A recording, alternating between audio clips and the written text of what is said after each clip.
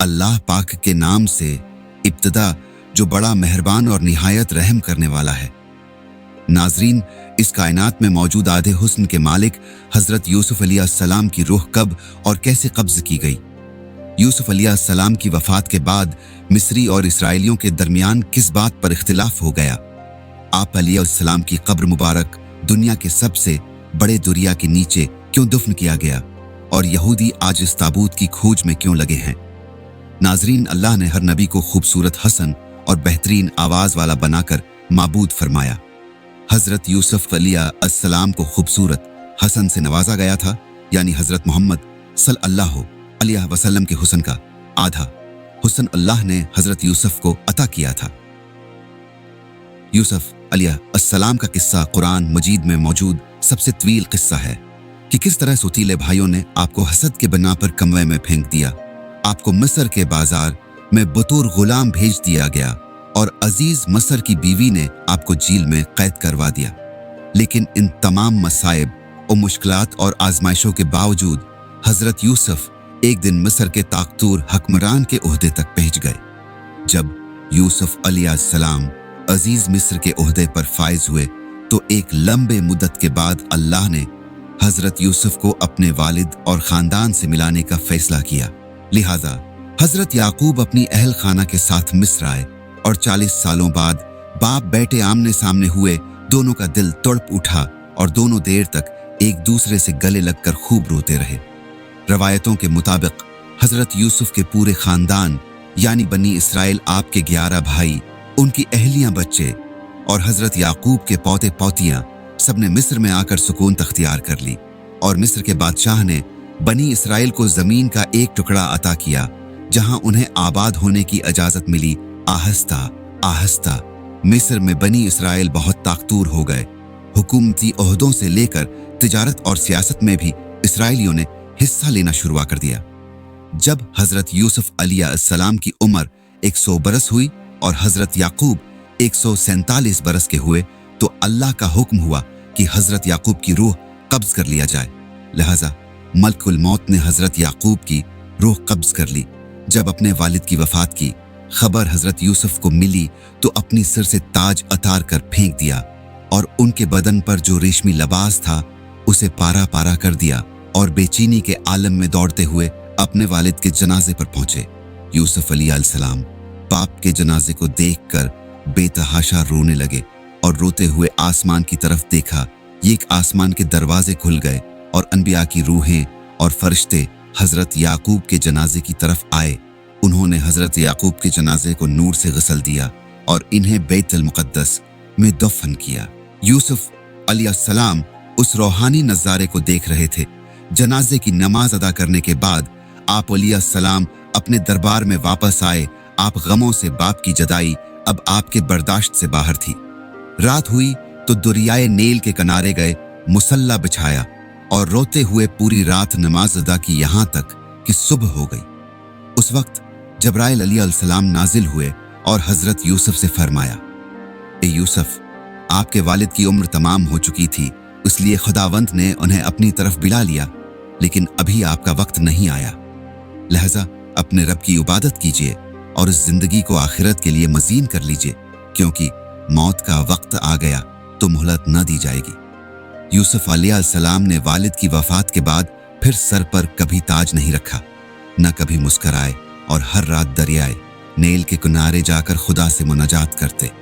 इस तरह 20 साल गुजर गए, यहाँ तक कि एक रात हजरत यूसुफ ने ख्वाब देखा कि उनके वालिद याकूब और दादा इसहाक उनसे कह रहे हैं कि ए यूसुफ, अब हमारे मिलने का वक्त करीब आ चुका है, 3 दिनों के अंदर हमारी मुलाकात होगी। रवायत है कि यूसुफ अलैहिस्सलाम ने उन 3 दिनों में बाप को देखने की ख्वाहिश में इतनी गिरियावजारी की कि उनके वालिद हजरत याकूब ने भी उन 40 सालों में इतनी गिरियाजारी नहीं की होगी।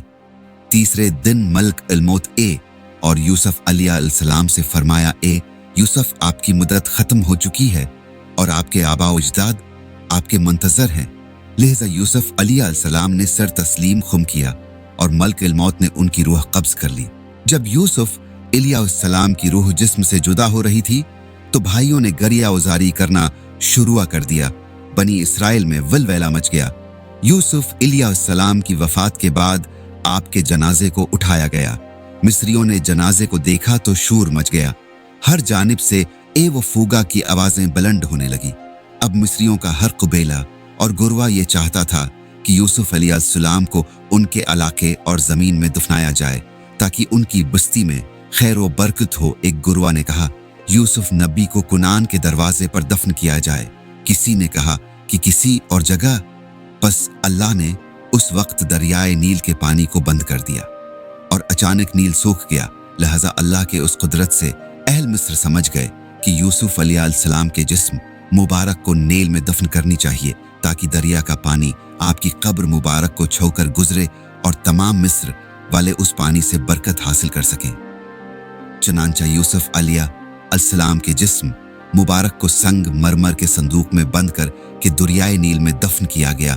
रवायतों के मुताबिक जब एक अरसे बाद बनी इसराइल फिरौन मिस्र के गुलाम बन गए तो मूसा अलैहिस्सलाम की रहनुमाई में उन्होंने मिस्र से हिजरत किया। लेकिन हिजरत के दौरान मूसा अलैहिस्सलाम रास्ता भूल गए और बनी इसराइल नील के करीब भटकने लगे। बनी इसराइल ने बहुत कोशिश की लेकिन उन्हें सही रास्ता न मिला।